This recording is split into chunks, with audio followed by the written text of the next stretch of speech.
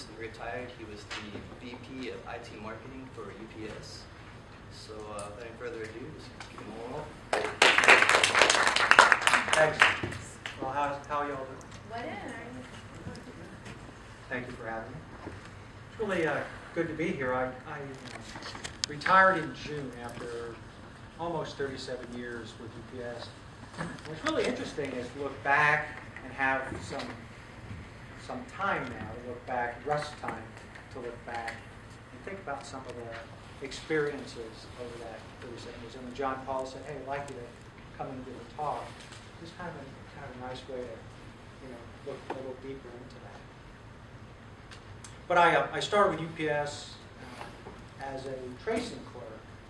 So back 36 some years ago, before there were technology capabilities where all the delivery information was located on a computer, it used to be on paper.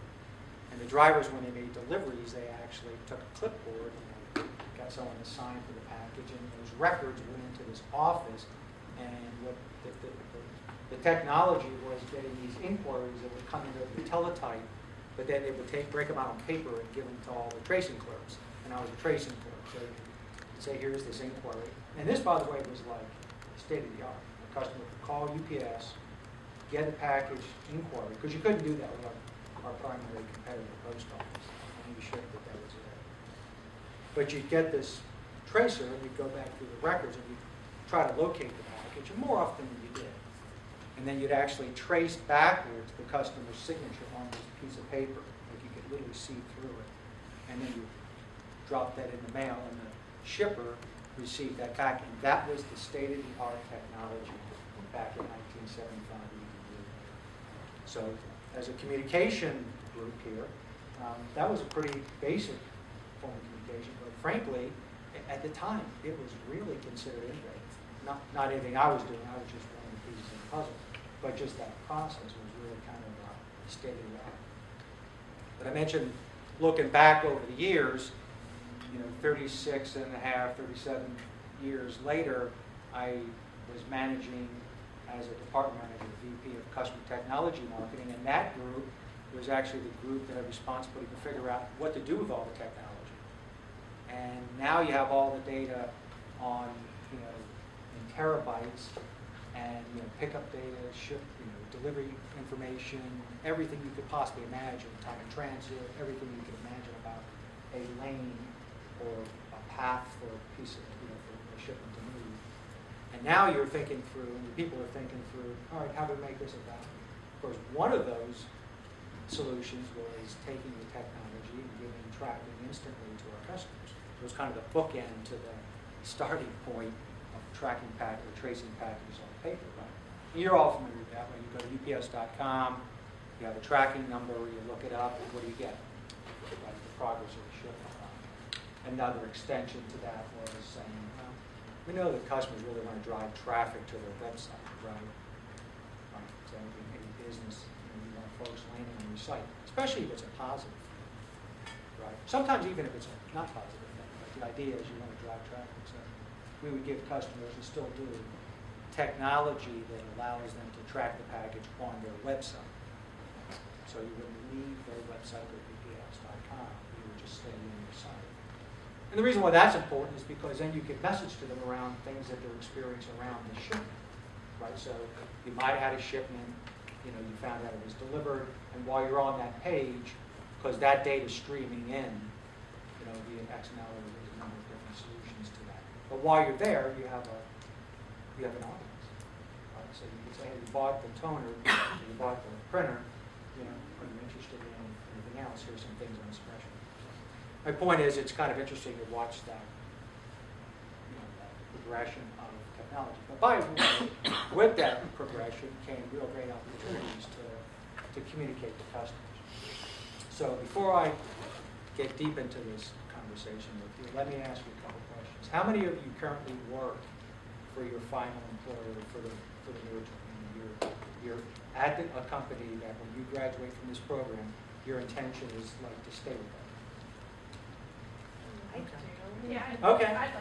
Yeah, but I mean, it's not like you're just doing a job for now. You're kind of in a space that if you could, you'd stay with them. So 3 or 4 people? So the rest of you are going to graduate out of this program and then look to seek your final or your next. And what kind of jobs? You think about your optimal jobs, the job you would love to have coming out of here. What would you be doing? Photographer for National Geographic. That's good. That would be a great job. That is good. Something intercultural communications. Okay. I said I'm happy with my job, but if I can get into foreign service, Excellent. I like to work in media, broadcast, television. Yeah. Okay. Anyone else?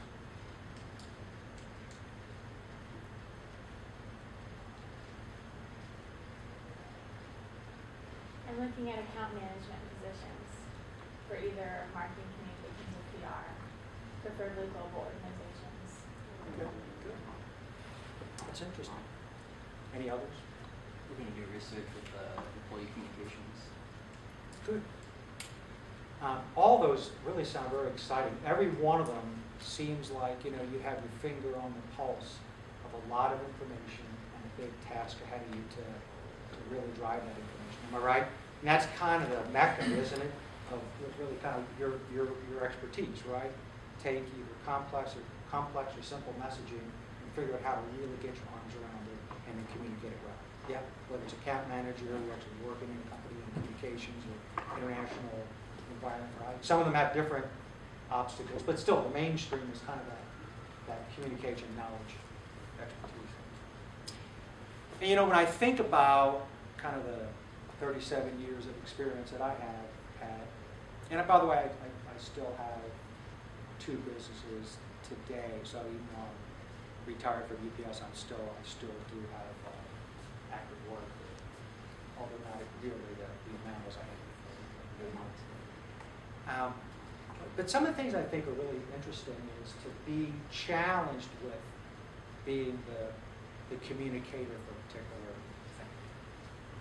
Because when a company comes to you, it's not like they're coming to a class saying, hey folks, take this and run with it.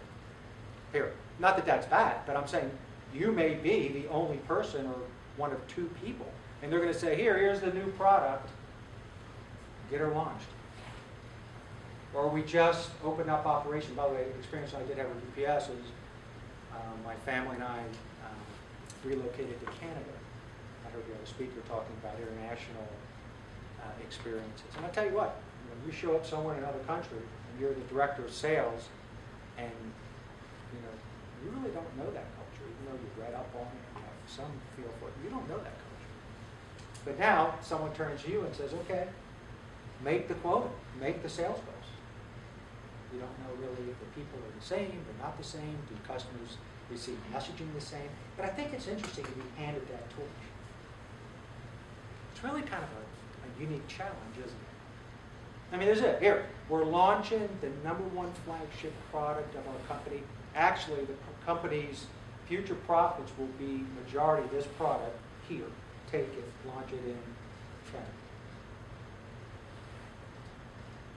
That's pretty exciting, isn't it? It's kind of scary, by the way, but it's kind of exciting.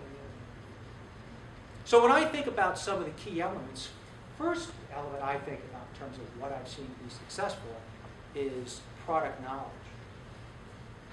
Now, you might say, Jordan, if I'm responsible for a product, I'm going to have product experts. I'm a communication person. I sit down with product experts. And that's probably true. So you wouldn't necessarily know. Let's take that hypothetical situation where you are the one person launching the new product for the company. That's your gig. You may not know that product inside and out.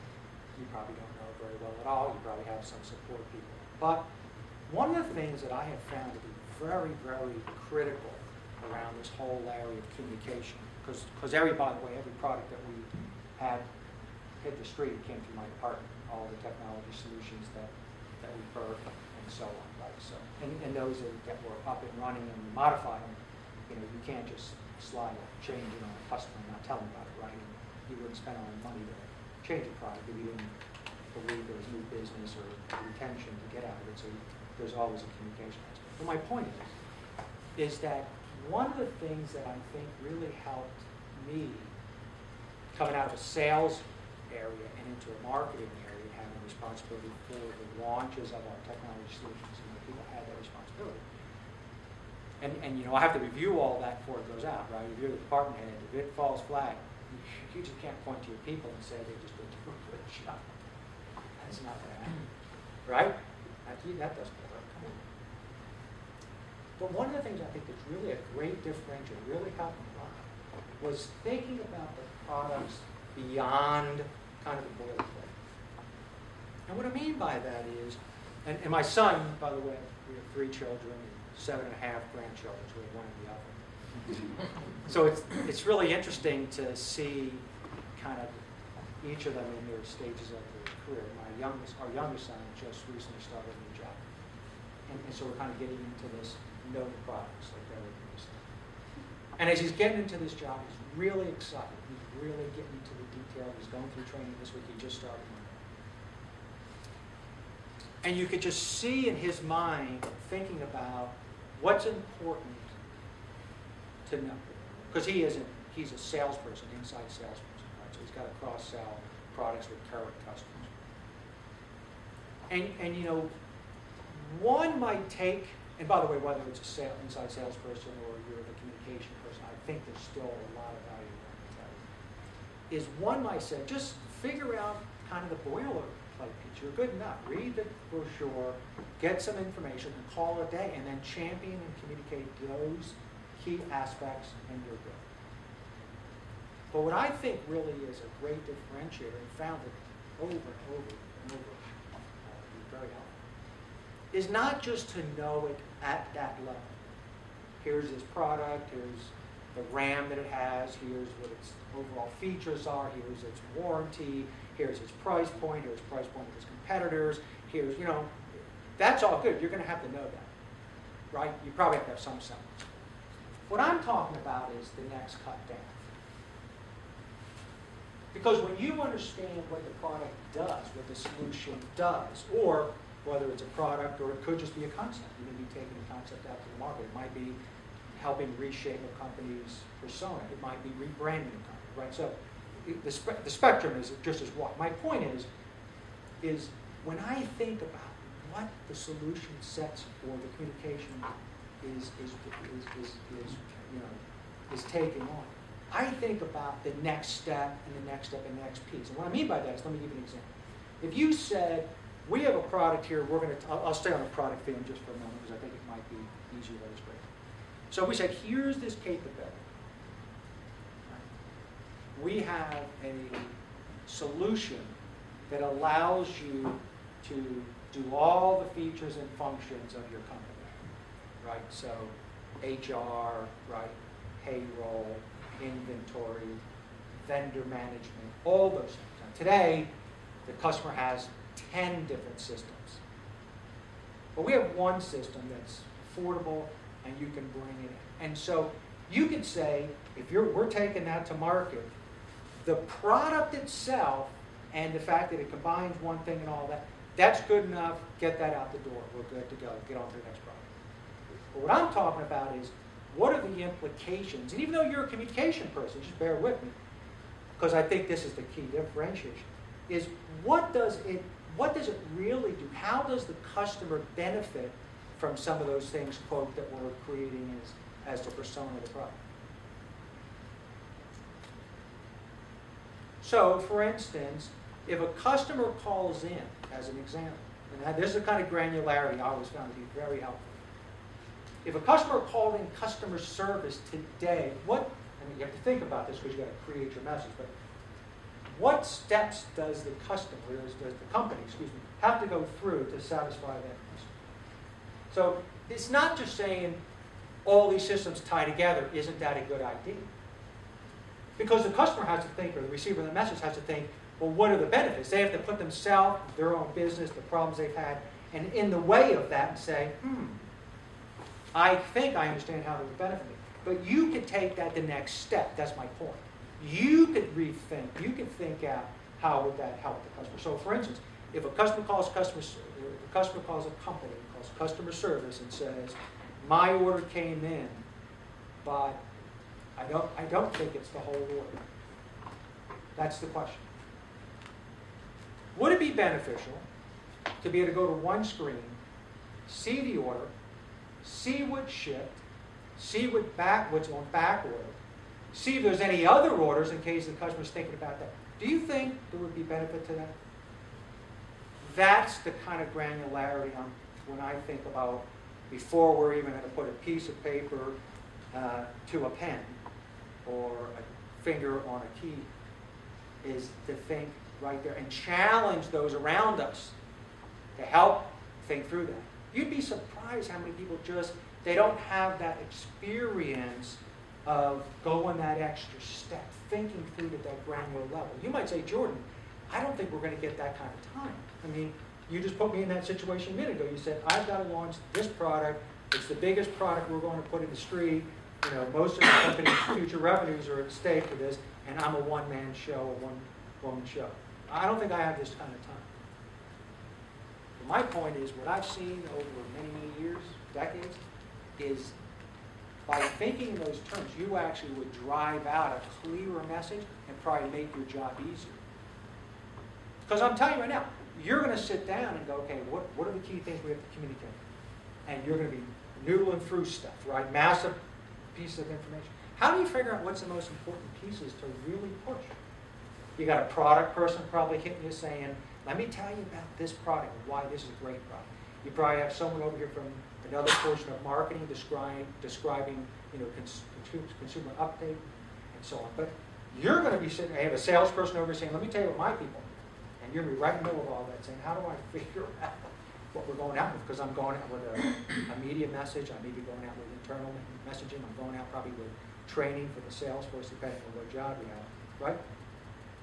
So the level to which you can understand and force those around you to think through that, I have found repeatedly that the end result is more meaningful. Does that make sense? Because, I mean, what you wouldn't want is to launch a product and then find out that you didn't hit the mark. And then, by the way, the salespeople are going to look at you and say, what? The reason why we're not making our sales is because the customers don't understand. They didn't get the message. Who ran this communication program to launch this bad boy? Right? Well, we didn't have time. Well, no, it doesn't matter. The product's not working. Fix it. So, again, this is not easy because I'm sure all of us are thinking in different terms right now in terms of what exactly does that mean to me in my job. My only point to you is whether it's a product, it's a service, it's a solution, it's a concept, it's a rebranding effort, is taking that and forcing those conversations and get a clarity of it around your mind. I have found it to be absolutely priceless. So that's one. Does that fit okay with you? Okay. By the way, if you're an account manager, whether you're selling, you said you might be an account manager. Same thing holds true. I saw the same thing on the sales side too, by the way, although I know you'd be perhaps selling for a communication company. The same kind of thing, right?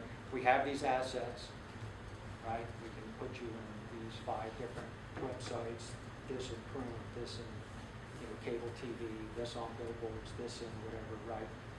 But at some point, just saying we could do this at this price is probably not going to get it done. But how do these things help that customer make their goals? Really fully believe and understand that helps that message too. Good? Okay. I think another thing that has been, I'll say, very helpful as you're thinking about kind of this use of communication, is now to have to really think through who all's involved in this. So you may have the responsibility of communication, but you don't have the responsibility for all the departments. So when I had responsibility for UPS's customer-facing technology, we call it customer technology marketing, we had responsibility for technology solutions and marketing, justifying the changes or new products, getting return on investment clearly articulated, championing that through the organization to get them approved. And once they're approved, working with IS to get them built, and once they're built, getting Salesforce trained, and any other customer service departments take phone calls, anyone that's affected by the products, the drivers, anyone else, all those folks have to be ready. So when I think about now, so this is the second point, when I think about now the complexities of what you're going to be facing, it's exciting, but don't underestimate it. If someone says to you, oh, it's no big deal, just get that out the door. It's no big deal. Come on, it's just a simple change. If you hear those words, don't fall for it. Take it. Again, you're talking to someone here who we roll something out, it's going to millions and millions and millions of customers and millions and millions and millions of transactions. You can't get it wrong. And you can't surprise anybody either. You'll blow the phone center out. You'll let people dragging you out of your office. And that's not the way you want to enter your job. My point is when you think about kind of the world we live in now, everything overlaps, right? So for instance, let's say you're taking a message out to the market regarding maybe a pricing promotion. And you might say, but Jordan, I don't know, is this really my job? I'm telling you, if you get it wrong, it's your job. So you might as well think about it up front, because I'm telling you, this comes from a lot of years of thinking through this stuff. My point is, the world we live in the communication world, it's so complex anymore that I never found it ever to be, oh, it's simple, just do a simple thing. It's never simple. So let's say, for instance, we've agreed we're going to take out this particular product, and we're going to go ahead and reduce the price by 20%. We're going to throw in an extra year warranty, get that out, and you know what? We're going to put that out for 30 days. Sounds simple, right? Get that out, get it up on the site tonight. Are we good? Just put it up. Anyone hits the site, it's closed site, got a password, an ID password, come in, see the deal, life's good, everything's great, get the new products out, or get the new promotion out. That's simple.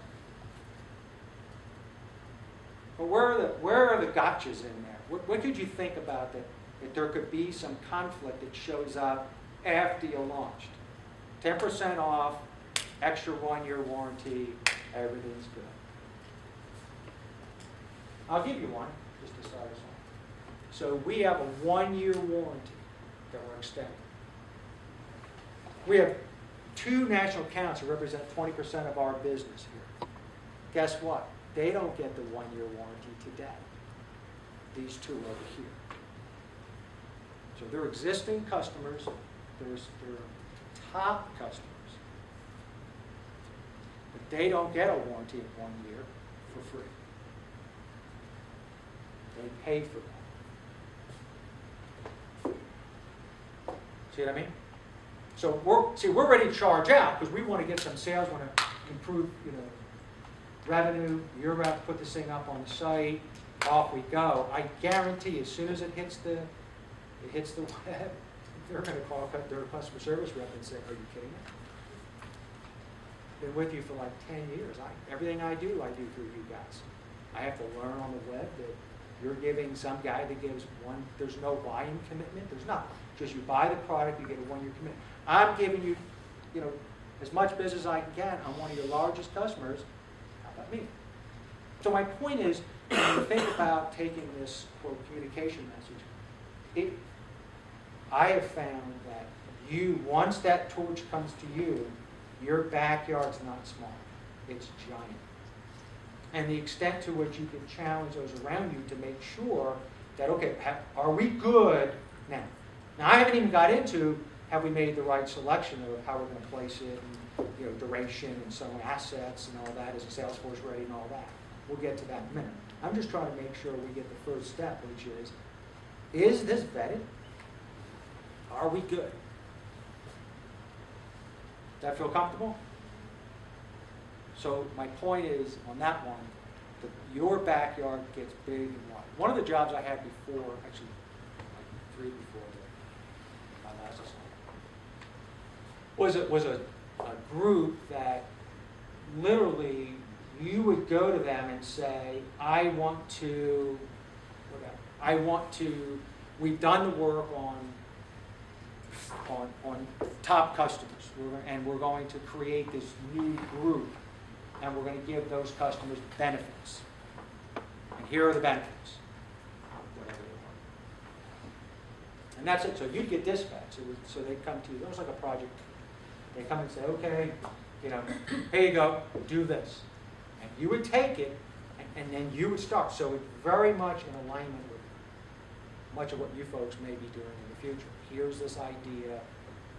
People have done their homework. We know why we're going to go with it. Get it launched. And I'm going to tell you right now, because of the way things work within organizations, all the pieces, and this isn't just a UPS thing. I mean, it's every company. Most. Because those pieces come together differently. The marketing person's thinking about X, the sales. So we'd have cross-functional teams like a lot of companies do. So you'd have a salesperson on the team. You'd have a person responsible for the actual product or product set, or you'd have a program director. So you'd have a lot of. You might have the operator. Right? Driver's going to be affected. Operations is going to be there. Again, you might have a lot of people. The resources might be there. And you might say, but all these people surely would have thought through all this. All I need to do is package it and launch it. I'm telling you right now, you will find yourself in many instances, and take it from me, almost as a mediator. So this notion of, it's easy, take it out, you got that very quickly. This other piece is, think about the complexities then around the product set and push through some of those. Because when you launch, when you put your message out, Katie bar the door, everything's got to be in shape. Everything's got to be right. If not, you become the receiver of the fund on Monday. Good? I'm not trying to scare you out. I'm just saying there's some great tidbits here that as you go into your, kind of the ultimate job, you'd be well prepared for something. So that's kind of the third piece. Another piece, and I think this goes without saying, you know this instinctively, but one of the things that was kind of priceless for me, and I think you'll find the same thing, was this whole idea of having a tremendous network of doers within the organization. So it's not good enough to know, the people who handle building commercials for us is Mike Jones. It's not good enough. It was really important to be able to call Mike Jones and say, hey Mike, this is Jordan. My folks have been working with your folks, and I understand you guys you're bogged down, you're not going to get to this in time. See, being able to use the network that after that conversation and working through it, Mike's able to help me and the group. Because you, have high water, have to get your product launch, your solution modified, whatever the case may be.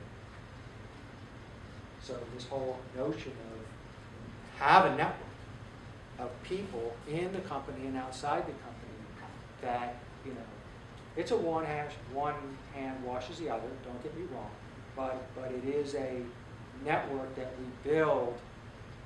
Takes a while, don't get me wrong, you're not going to get that in day one. But it's priceless. You'll know.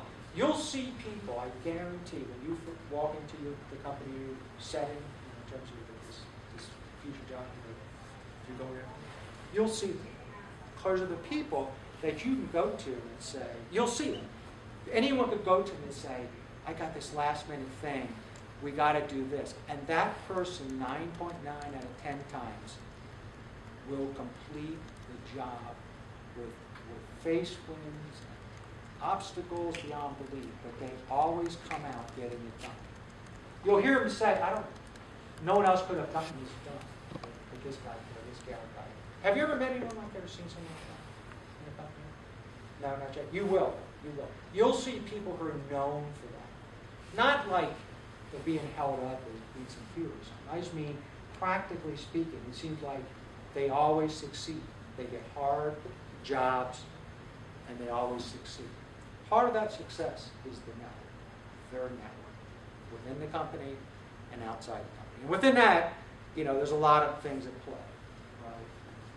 It's the respect, treating people as you want to be treated. It's sometimes doing things that you don't think you really want to do for this guy or gal, but you do it anyhow, because you know it's going to help them out. Not that you necessarily are going to ask them for something today, but it's that one day you might need something, so I will help them. I want to help them out. It might be easy to help them out, but by and large I will, because I want to build that network of people who they know they can count on me, vice versa. Is that fair? It's a big deal. I mean, it's hard to think in some of these terms because they happen over a period of time. But I'm telling you, when you're challenged, so one day when you're challenged with some of these things and you have to do it yourself, even though you have a team, and the odds are beyond belief, and you're being told you will get this done. I'm telling you right now, it's the people around you, the organization, the different departments around you, that oftentimes, unless you get them to help you, it's not going to happen. Just something like Yeah, I'm agreeing with what you said. Yeah. In my experience also. that. Yeah. I think that that's one of the things that I didn't understand. I can tell you right now, even in fairly senior positions, not senior like a VP at the time, but senior as in maybe director of sales in a country or a state. And we moved a lot. We were in Louisiana, New Mexico, Nebraska, Canada, Connecticut, Georgia, so and worked in Oklahoma and visited most of the states in the United States, went to Asia. But I tell you right now, when I think about that whole connection, the people connection, it's like I didn't get it right initially. I really felt like, hey, it's your job, just do it. I don't need to worry about that. I'll just call you up and say, you know what, you have responsibility for such and such. I need such and such, get it done, please. I mean, I wouldn't be rude about it. But you know what? Invariably, they ran out of people. They ran out of time. They couldn't get to it for months. And before you know, I mean, you get 2 or 3 of those, you're not getting it done. But you're supposed to get it done. But it's interesting because, I mean, sometimes I think it was how I looked at it. I think I looked at it wrong. Not that I was arrogant. I'm not saying I was looking at the person like they were a pawn. I wasn't mistreating. I just didn't understand, I think, at the time the importance of that. Does that make sense to you? Yeah, because we started out earlier saying things are so complex now. Is like in the old days, you probably had to worry about little of that. Like I'm talking about 30 years ago, pretty much. You were given something to do. There wasn't a whole lot of dependencies, right? You could just get it done, right? And you didn't have to worry about channel conflict necessarily. I mean, there was probably one channel was a sales force. Maybe the fax machine went on every so often to give you orders. But nowadays, it's not like that. So the things you roll out are so interdependent. The things you communicate are so interdependent. You're not going to get it done being yourself. So that's one piece. Another piece that's right beside that network is this whole notion of, I guess best way to describe it is it's kind of this, and I don't want to make this sound funny, but just this whole, so I'm talking culture and communications as an expertise, but is the communication. So you come in, you got a brand new boss, you're being given something to do, you're excited about it, you're ready to roll. What might you need to know before you get rolling? So the topic, the theme of this piece is this whole idea of over-communicating, at least until you got an understanding of the template, right, of how things have been done. That's you can't change it, you can. Things usually work off a baseline, right? Y'all have seen that, right?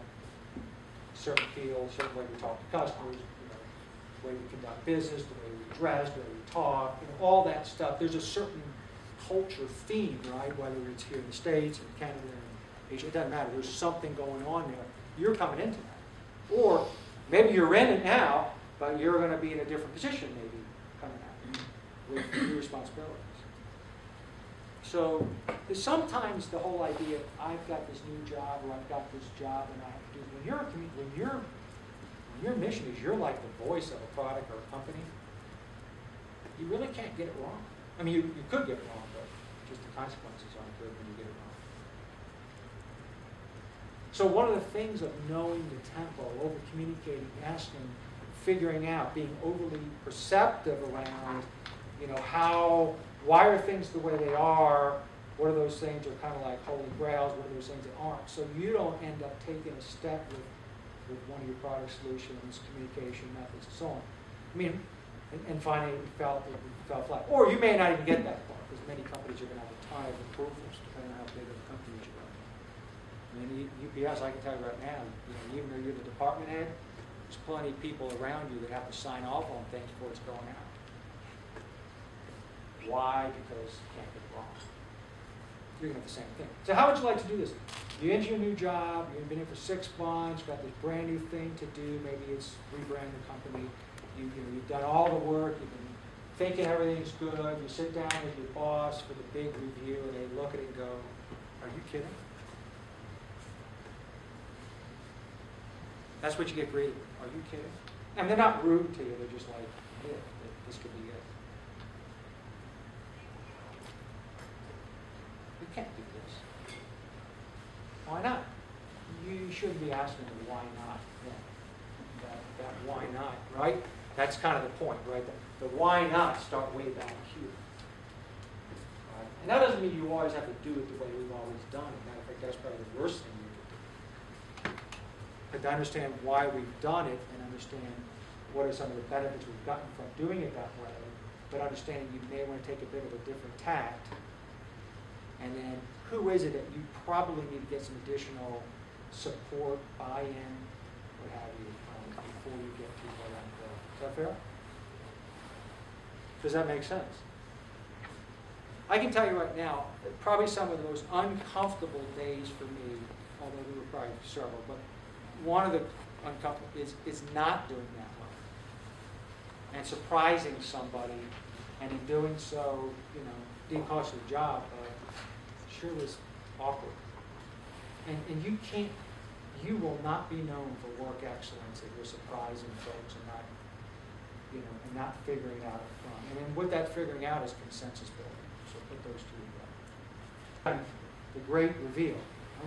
I want to stand in front of the group and say, I've done all this stuff, let me show it to you. And then, you hope everyone goes, oh, great job, great job, great job. That's kind of like a Russian roulette. You don't really want to go down that road if you don't have to. It's much better if you got some key stakeholders that, as you figure out the lay of the land, right? Figure out who is it that you really need to build consensus with. You might say, Jordan, you don't understand. I'm not going to have that much time. I'm telling you now, you have to have that time. I've shortcutted that before. And I'm going to tell you now, and I can remember exactly shortcutting it. And I remember the VP, at that time I was a director. And the VP caught me after the meeting, who I surprised. It was ugly. I mean, he didn't embarrass me in front of the group. But I'm going to tell you what, I'm going to do that again. So you don't want that. You don't want that. You want to build that consensus, especially if you're dealing with something that's going to be, seen. You guys will. You're going to work on big stuff. You're going to work on things that affect the company, its reputation, its revenues. You don't want to be surprising folks. So some of that's going to be figuring out who are the constituents that you need to serve. And then, by the way, the hard part there is sometimes they have differing opinions. He said he loves this as a way. He says you don't like it at all. And they're both senior people, and I'm supposed to get input from both of them. What do I do now? So there's ways to figure that out. I'm probably going up to my boss, who then somehow gets this to happen. and all will be okay. But the last thing we want to do is do this, and you go, I love it. She goes, we'll never go out doing that. Again, pieces I can tell you because I wear the wells from some of these things, right? Does that make sense to you? All right. So what questions do you have about what we've talked about so far? Yes? When you were talking about the overlap in communication earlier and your experience here and in Canada, do you have any specific examples where the overlap's very similar or different in how, those two cultures communicate? Specifically just to the country or like what you've seen between the two, like on your own experience? Well, I can answer from a couple different fronts. I mean, sometimes, so some of that being conflicts within the company and decision makers, specifically. Yeah. Some of that's kind of crazy because, like, you'll have individuals who believe that they have responsibility for the thing you're doing, and so I say, so I have responsibility for these monitors that we just built and we're going to sell it. Okay, I'm on the design side. I believe that this is mine. So when you go to tell me this, so when y'all do communication, folks, when y'all get ready to package all the collateral up around this and the promotion for the launch and all that, come see me. Okay, because I'm the guy on the design team. I have responsibility. Okay. He's the IT. So we're peers, but we're not in the same office. He's another part. He's the IT guy who his people actually built the internals. So I might have had a piece of it. He's got another side of it. So I might have been specking out what it needs to do. But he's the guy who does it. So guess what? He has, you talk to him, you would believe he's the only owner.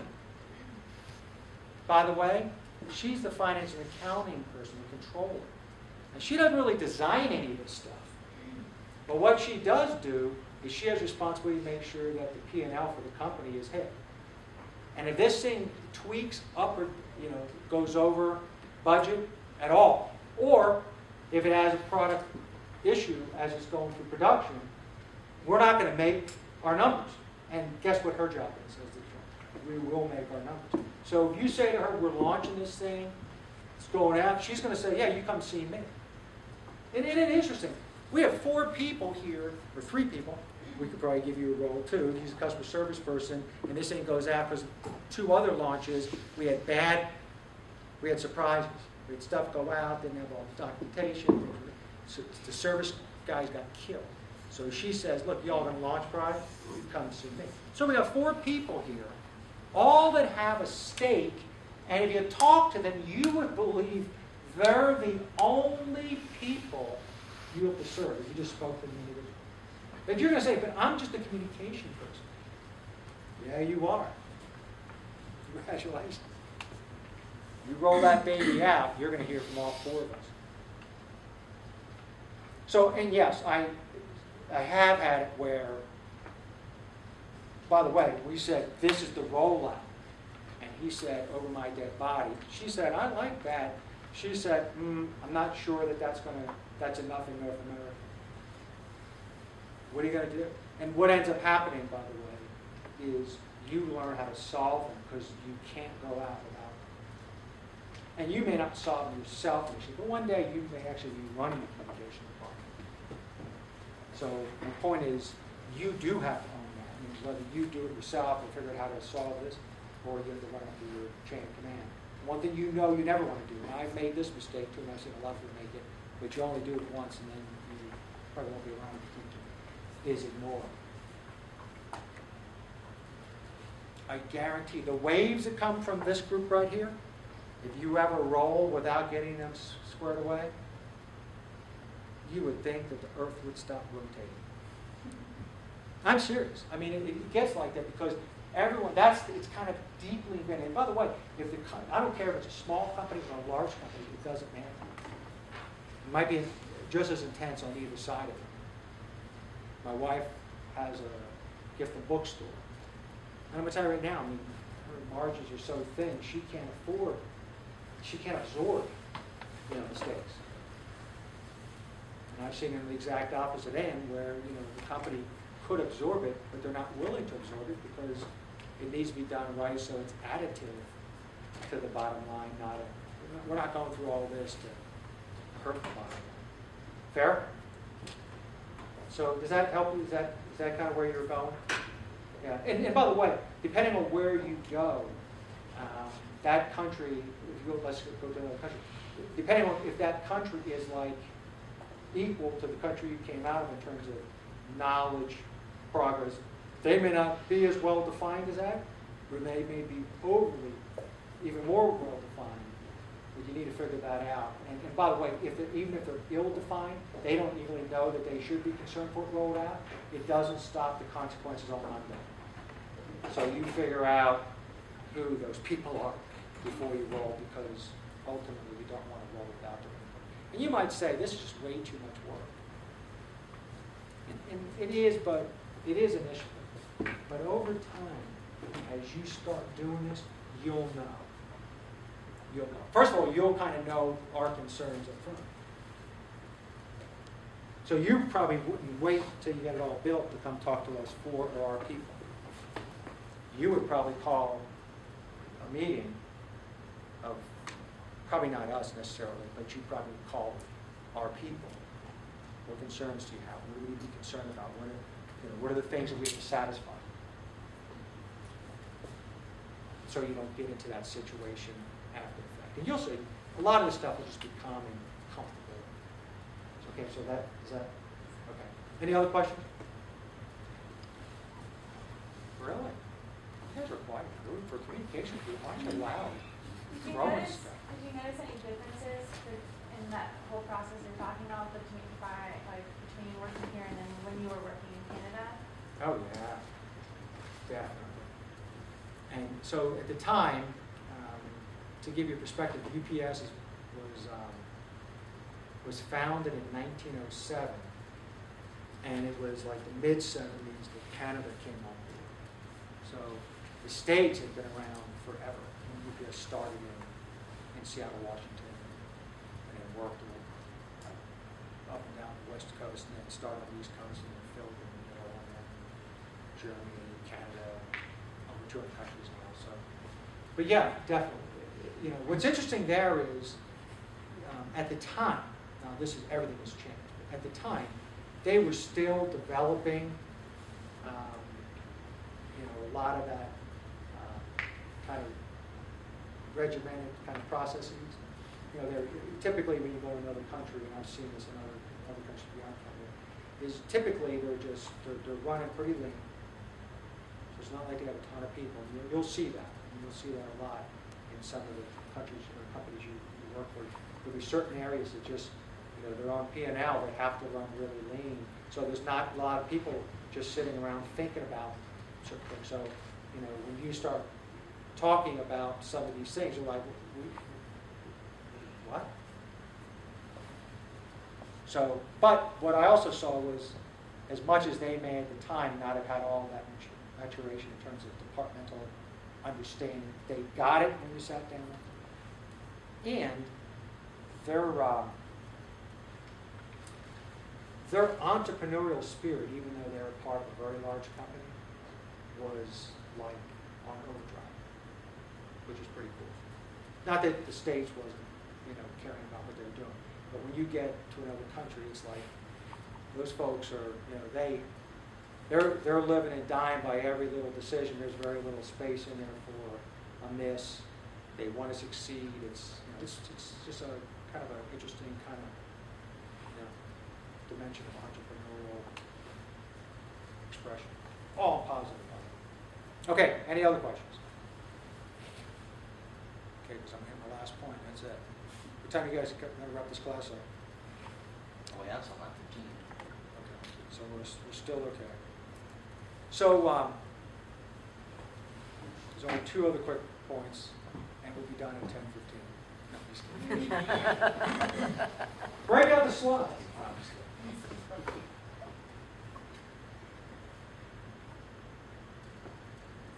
So this second to last point is around checking your emotions when you get into these situations. So bear with me. So there'll be times, and I've seen it over and over and over, where either the movement around the thing is really highly emotional. People are, oh, you can do this, or no, don't like it at all. And it's easy to get swept up in that and forego some of the other stuff we just talked about. Everybody's good with this, go. You don't have time, just go. Or you're in the battle and mortars are coming over your desk. And people are not happy, even though you thought you had everybody happy. And you're being blamed for everything because it looks like the earth is crumbling right beneath your feet. Only around your desk, by the way, but right beneath your feet. And whether it's a wave of optimism coming at you or a wave of pessimism coming at you, just before you react, and all of us do, we're ready to react. Because there's typically there's a lot of risk here. You had the product. You were supposed to roll it out. You know we're 20% of our revenue this year is supposed to come from this thing.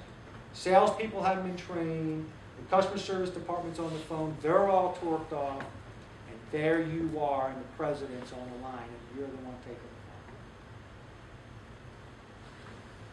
phone. Before you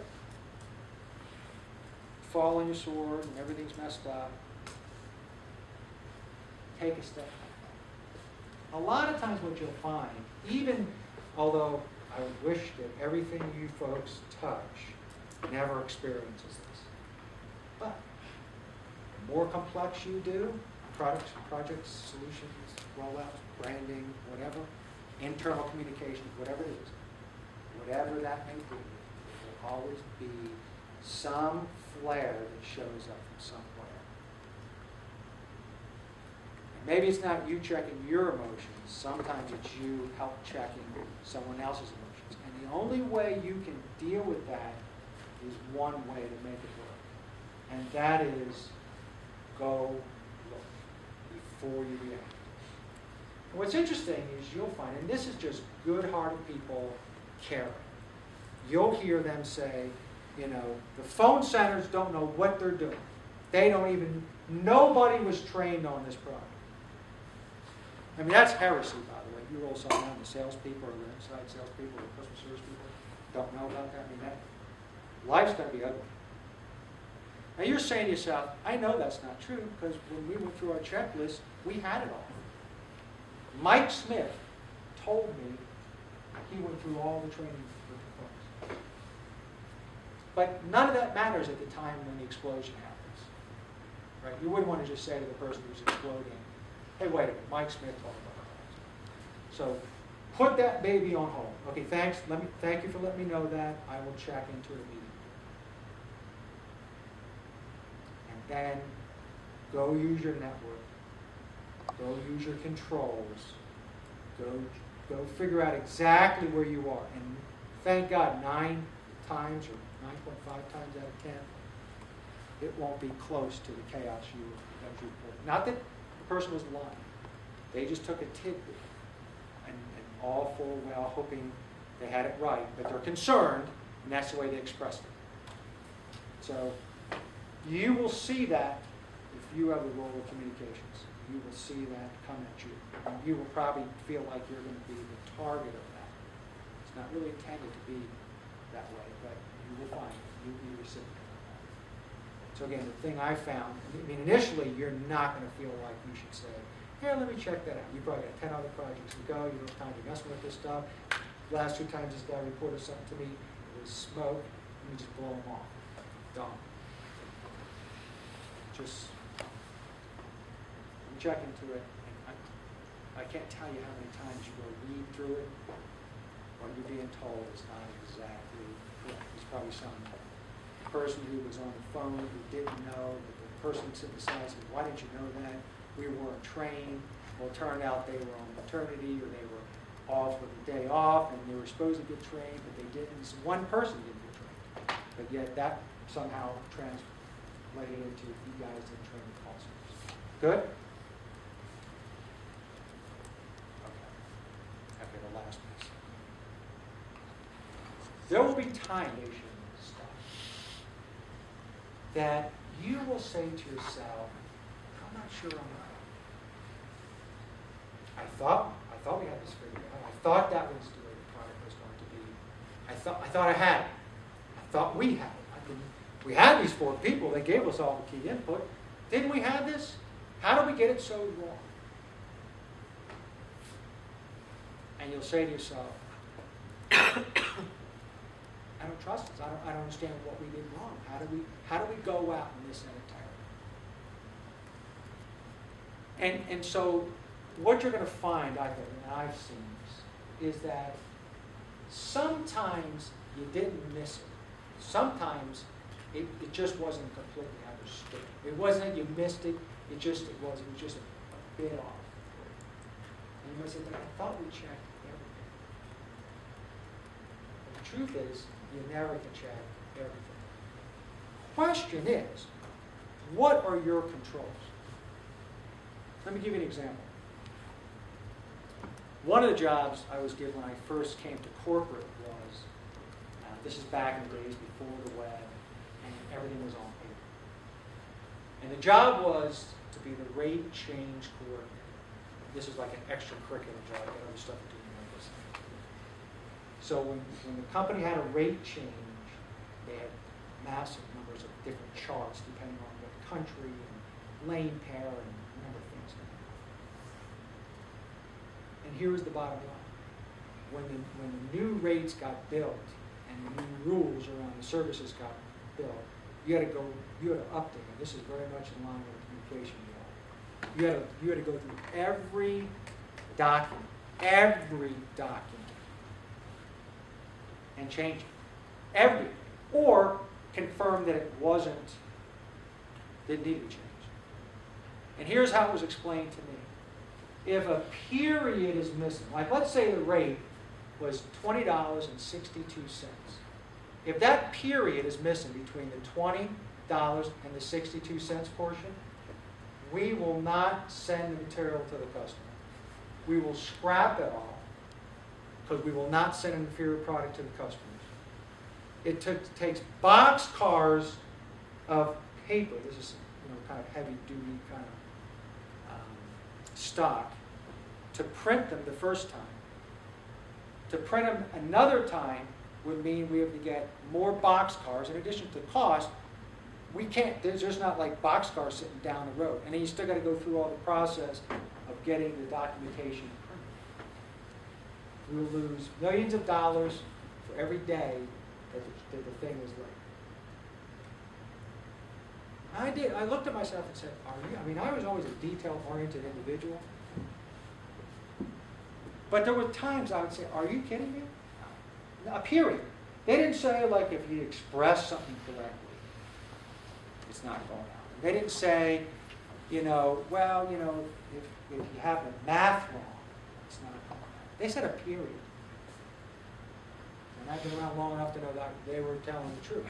So, how would you go to sleep if you knew for the 4 months you're working on that project, and you are the project manager, it's you. You've got that job. How would you go to sleep every night thinking about, and by the way, the material came in and you saw multiple takes of it, so it could change every time it came back from the print. Well, something could happen. A piece of dirt could fall on the print. Something could get dropped. Somebody was changing this word and they dropped off a word. That's the kind of stuff that could happen because there are typesettings. They're in place and they're running.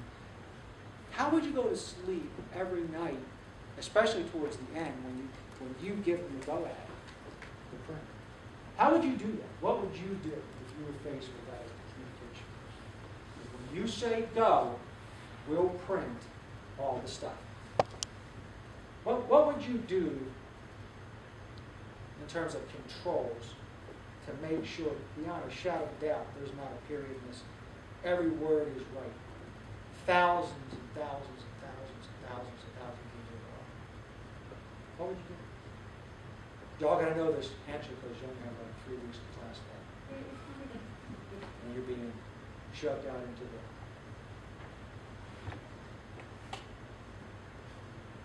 workplace. Okay, what would you do? because this is your job. One period, not be missing. So how many people do you safety nets, electronic safety nets? Okay, so you have a number of people How looking as at many it. people would you do it possible?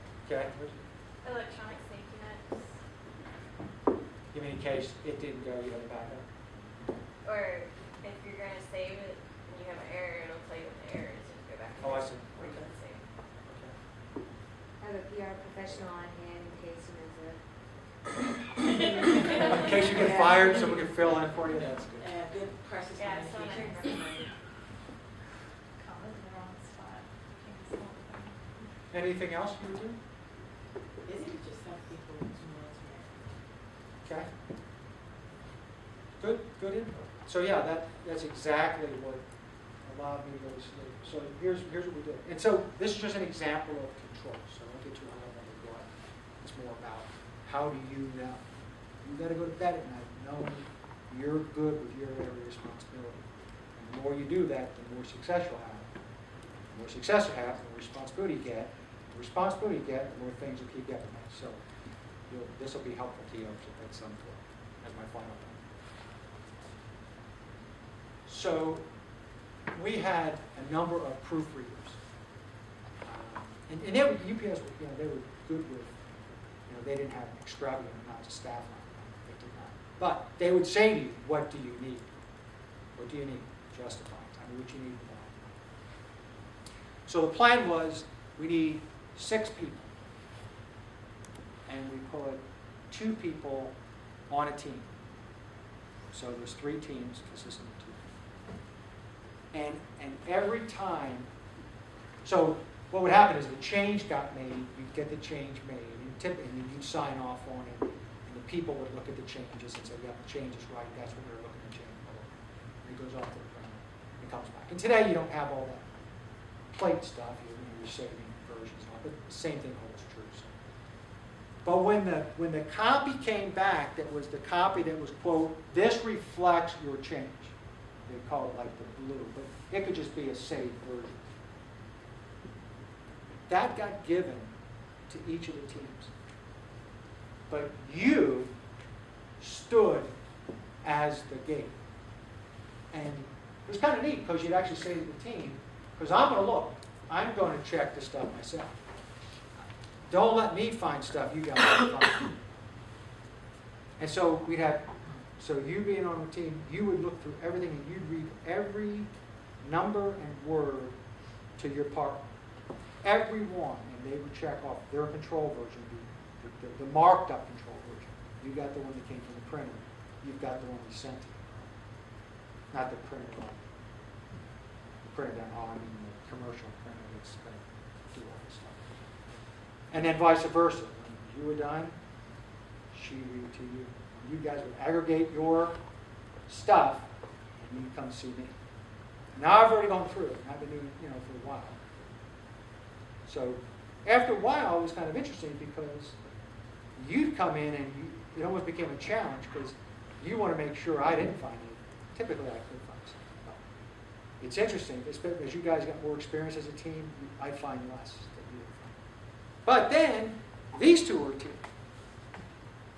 And so you're not only doing your deal, and it's a monotonous job, but to make it kind of interesting would be, we're going to be the team that finds it all. No one's going to find anything greater than us. So you guys are a team. These guys are working on her. They're a team. And these 2 guys are a team. Just an example of a control. But think about your controls, whether it's what departments and individuals have to sign off on a concept. The accuracy and how you know something is accurate. Think about those pieces. We could sit here for a while and talk about all the different examples, but you understand what I'm saying. Think about your controls that you put in place to make sure that the work that you have responsibility for, which is an important job, you're the voice. So think about who is it. Maybe in that example we said earlier, they have to sign off on things.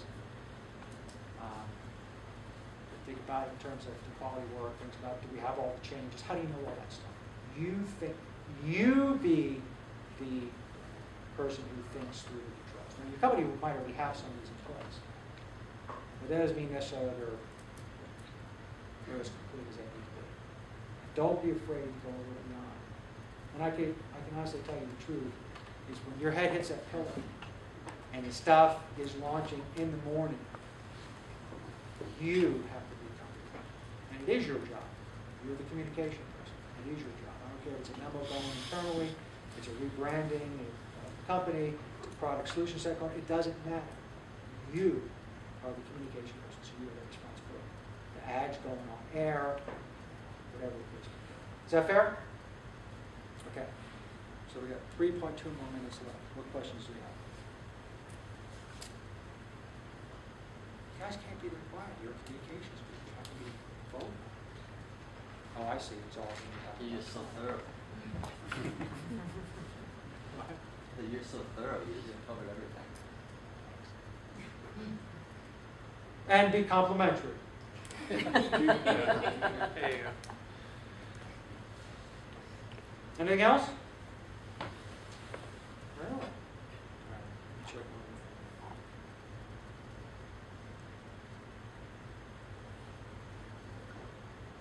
Yeah. Thank you. You're welcome.